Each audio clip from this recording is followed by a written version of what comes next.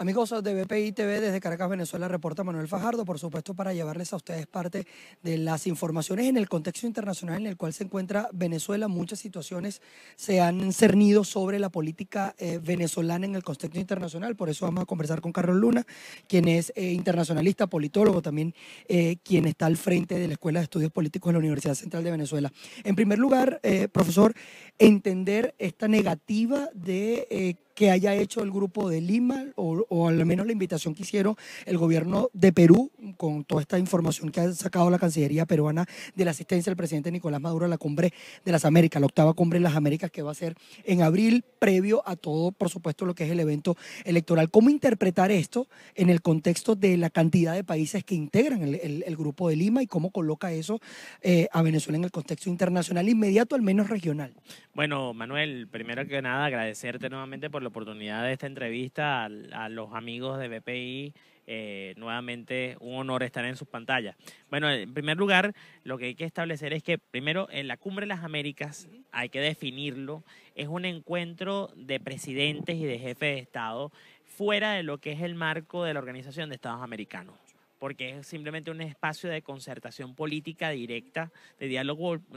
y concertación política entre los países que componen el hemisferio. Sin embargo, y dado que la Organización de Estados Americanos tiene una estructura y tiene una infraestructura lo suficientemente buena y lo suficientemente histórica como para ofrecer una base de respaldo organizativo, entonces es la OEA la que se encarga de los aspectos estructurales en las reuniones en las cumbres de las Américas. En este marco, y teniendo en cuenta que se formó el Grupo de Lima a semejanza de lo que fue el Grupo Contadora, que fue el que logró la pacificación del proceso centroamericano en la década de los años 80 del siglo XX, se creó un espacio no institucionalizado,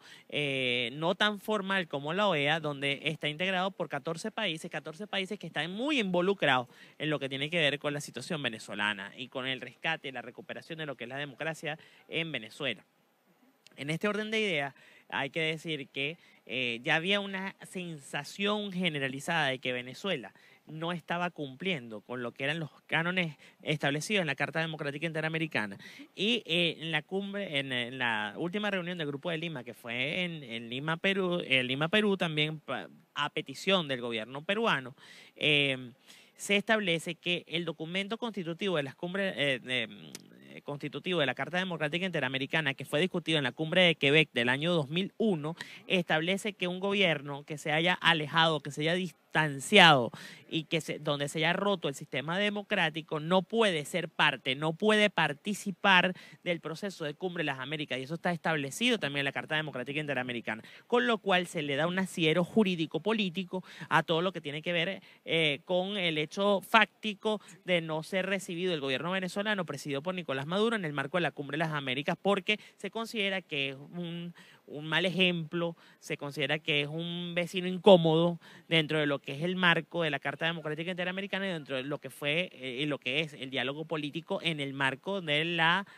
Cumbre de las Américas. Al parecer le ha tocado duro, ha sido un costo político alto la posición del gobierno venezolano de adelantar las elecciones, al menos en el escenario internacional. Ha sido tremendamente alto y eso tiene que ver por el hecho, primero, hay una teoría dentro de las relaciones internacionales que se llama la teoría del tic for tat, que es una acción fuerte genera una respuesta fuerte y una acción débil genera una acción en consecuencia de manera recíproca. Bueno, el hecho de que se hayan dado las sanciones europeas a 7 funcionarios venezolanos fue una acción fuerte del sistema internacional que está en contra de lo que tiene que ver con el régimen, el comportamiento del régimen venezolano. Estamos hablando de las sanciones de la Unión Europea, más no de Estados Unidos y Canadá, que son decisiones unilaterales. Porque pareciera ser que hay la sensación de que hay algo que quiere ocultarse de lo que puede hacer en los recursos financieros que se fueron dirigidos hacia la Unión Europea. Entonces, y dado que allí también hay procesos de rescate, de recuperación de activos y acuerdos que se han generado en ese sentido, pareciera que haya dolido muy fuertemente el hecho de estas sanciones de la Unión Europea. Y como respuesta, que cosa que rompe el diálogo en República Dominicana, rompe la negociación en República Dominicana total completamente, es la acción fuerte del gobierno venezolano huyendo hacia adelante en el sentido de decir, bueno, simple y llanamente vamos a convocar las elecciones en el primer cuatrimestre del año, específicamente el 22 de abril, y eso no da chance dentro del cronograma a la renovación verdaderamente del registro electoral permanente y a todos los que son los venezolanos que se han trasladado hacia el exterior huyendo de la precaria situación económica, social y política que se vive en Venezuela. Y una demostración fehaciente de esto que estoy diciendo es la decisión en el día de ayer del presidente Nicolás Maduro, que ha pedido la reapertura del consulado en Miami y lo que tiene que ver con la ampliación del proceso de inscripción de nuevos votantes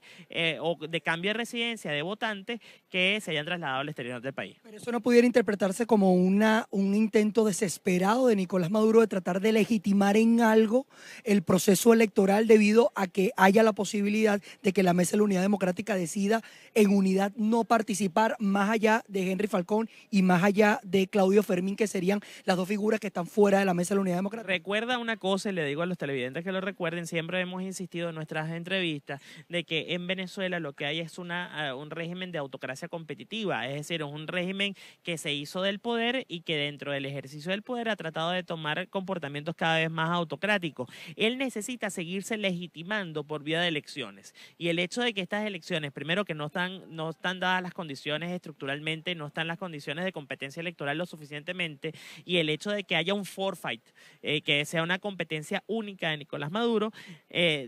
dejaría o reafirmaría la percepción de la sociedad internacional respecto de que en Venezuela no hay una verdadera democracia, sino que hay una fantochada de democracia, y perdóname la expresión, con lo cual se deslegitimaría total y completamente el régimen, y esto haría que vinieran mayor cantidad de sanciones cada vez más fuertes, más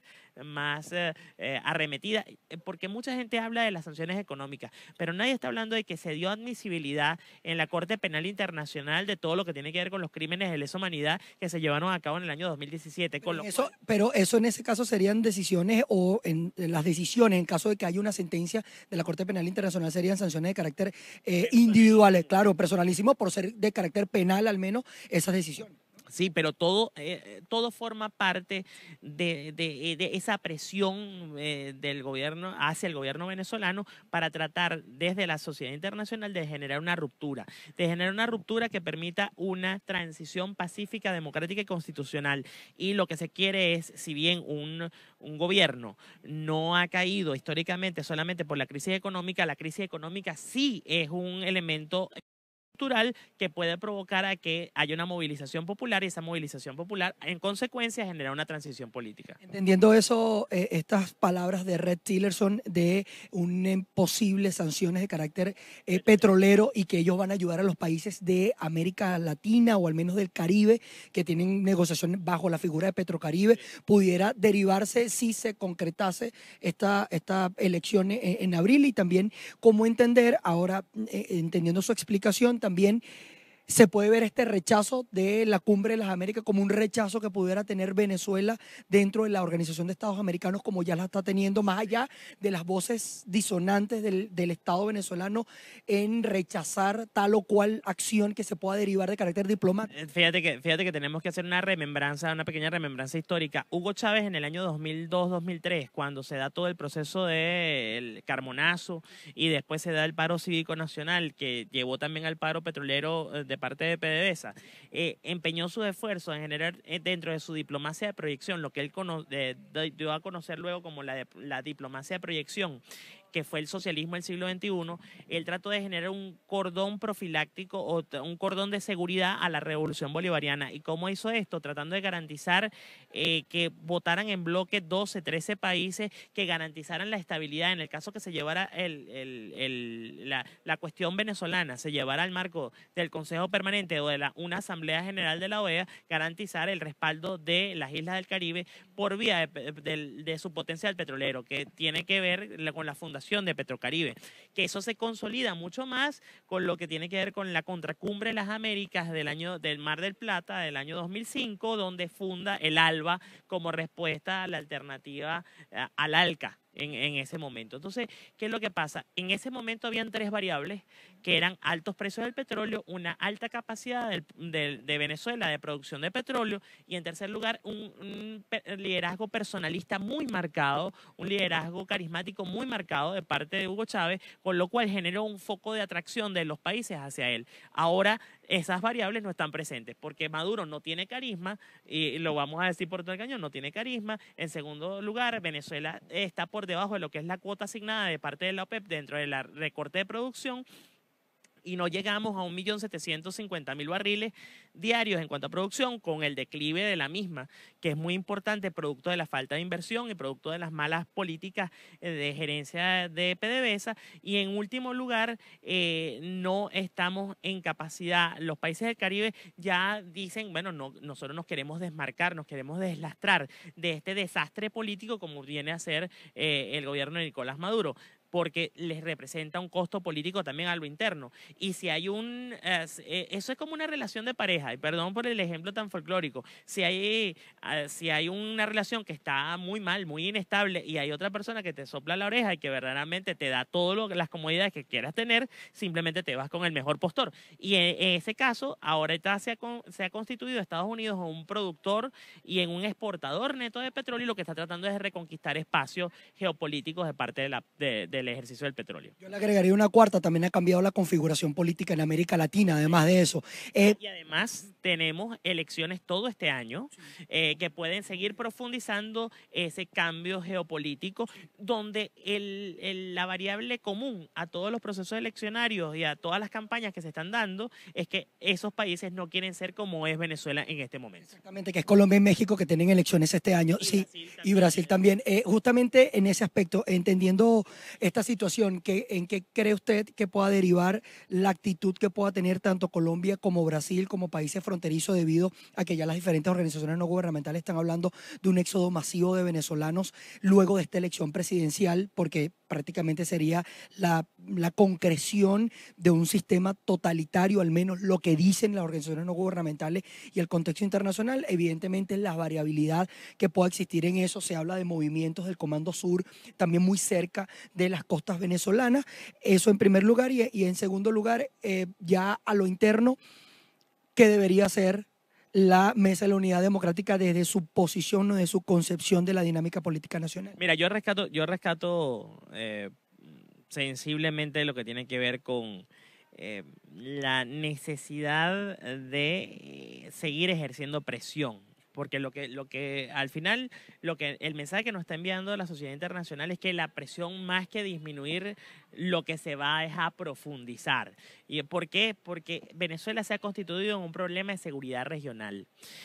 Y hay que ver claramente las declaraciones del presidente Santos, que lo hizo ayer, y la respuesta de Nicolás Maduro en la sesión solemne ayer en el Tribunal Supremo de Justicia con motivo del inicio del año judicial. Es precisamente... Santos decía, vamos a ser solidarios con los venezolanos, vamos a seguir cooperando con los venezolanos, pero bajo nuestras propias reglas. Es decir, con mayor orden, con mayor fuerza, con mayor pulcritud, con una cuestión organizada. ¿Por qué? Porque ya eso le está representando un costo político y un costo económico a los países vecinos. Estamos hablando de Brasil y estamos hablando de Colombia, principalmente, sin hablar del resto de países de la periferia latinoamericana. Eso en primer lugar. Y en segundo lugar, ¿cuál es la consecuencia? Bueno, frente a un gobierno autocrático competitivo, la teoría lo que nos dice es que no solamente basta con la presión internacional, sino que hay que generar presión y organización interna. Presión y organización interna prevé que se vaya o no se vaya a las elecciones, porque la cuestión no es ir o no ir. Hay un tema común y el tema es ¿qué hacemos con la gente? ¿Basta tan solo con quedarse en su casa cruzado de brazos esperando que venga el Espíritu Santo y nos dé la posibilidad de la solución del país? No, se requiere una estrategia clara, se requiere un mensaje claro, se requiere un programa de acción claro y se requiere un liderazgo. no estoy hablando de un candidato, porque una cosa es, puede haber un líder que no necesariamente sea candidato y puede haber un candidato que no sea necesariamente líder. Con esto quiero decir que necesita alguien, una voz lo suficientemente atrayente, lo suficientemente fuerte y lo suficientemente clara que tenga la posibilidad de comunicarle a la gente que si no vamos a elecciones, igualito vamos a protestar, a ejercer legítimamente nuestro poder de protesta pacífica y constitucional, o si vamos a elecciones, es ir a votar, movilizarse en función del voto y si no se diera el resultado más deseado, obviamente protestar en unas elecciones que son fraudulentas, y si se consigue la victoria electoral, es cobrar verdaderamente esa elección. Pero el abstencionismo por el abstencionismo mismo de quedarte en tu casa con los brazos cruzados no sirven de absolutamente nada como estrategia política. Bien, parte del análisis de Carlos Luna, politólogo internacionalista, quien está a cargo de la Escuela de Estudios Políticos de la Universidad Central de Venezuela. Es claro, el escenario internacional está bastante complicado con relación a Venezuela y la geopolítica internacional que puedan implementar o la posibilidad de tener algún tipo de influencia en las decisiones internacionales que se puedan generar en Venezuela. Ya lo interno, por supuesto, este proceso de elección bastante cuestionado, al menos por no solamente los analistas, sino el escenario internacional, que pudiera derivar en un incremento en las sanciones ya no personales a cada uno de los miembros del Ejecutivo Nacional, como se ha venido haciendo, y haciendo la clarificación de que en medio de las sanciones no se ha sancionado aún al presidente de la República. Pudiera generarse ese tipo de sanciones ya directas al primer mandatario nacional en el devenir del escenario internacional inmediato. Mientras tanto, nosotros vamos a estar muy atentos a las informaciones que se estén generando desde acá, desde Caracas, Venezuela. Yo soy Manuel Fajardo y esto es BPI TV.